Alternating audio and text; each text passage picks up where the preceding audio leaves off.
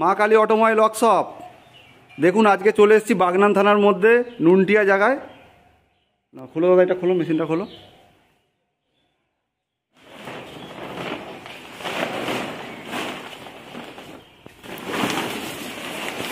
এটা হচ্ছে ব্যান্ডেল কর্মকারের মেশিন, সঞ্জীব কর্মকার।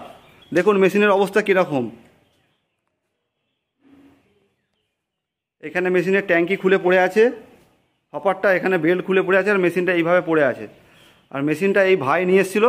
ভাই বলো, তোমার নাম বলো। আমার নাম দেবজিৎ সামন্ত। আচ্ছা, মেশিনটা কতদিন আগে কিনেছিলে? মেশিনটা 1 বছরের গায়ে হতে গেল আমি কিনেছি। কিরম দাম নিয়েছিল কিরকম? মেশিনটা নিয়েছে 2 লাখ টাকা। 2 লাখ টাকা নিয়েছে। মেশিন কেনার পর থেকে মেশিন কি এরম বন্ধ করে রেখেছে কেন, চালাতে পারছো না? Unsuccessful machine.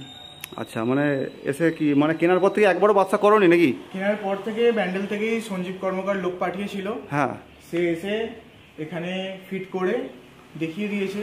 বাতাসা যেগুলো বেরিয়েছে একবারই বেরিয়েছিল, তাও খুব ভালোভাবে বেরোয়নি। কোনো বাতাসা ফুলছে, কোনো বাতাসা এরকম ছোট, কোনো মানে পারফেক্ট শেপ আসছে না। আচ্ছা আচ্ছা, বাতাসা এই হচ্ছে কথা। তারপর থেকে আর মেশিন চালাতে পারো না? তারপর থেকে মেশিন আর চালাতে পারিনি। আচ্ছা, মানে তারপরে আমার হচ্ছে কন্ট্যাক্টটা পেয়েছো, বাচ্চা কারখানা এরকম বাগনানে আছে বলে আমার সঙ্গে দেখা করে আমার সঙ্গে যোগাযোগ করছো, তাই তো? আচ্ছা ঠিক আছে, আমি তাহলে আমাদের কোম্পানির সাথে যোগাযোগ করব।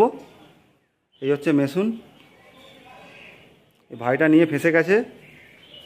মেশিনের এসএমপিএসের কোনো ঠিক নেই, 2টো এসএমপিএস কি দিয়েছে বোর্ডের মধ্যে, তাও বলছে ইলেকট্রিকে শর্ট মারে।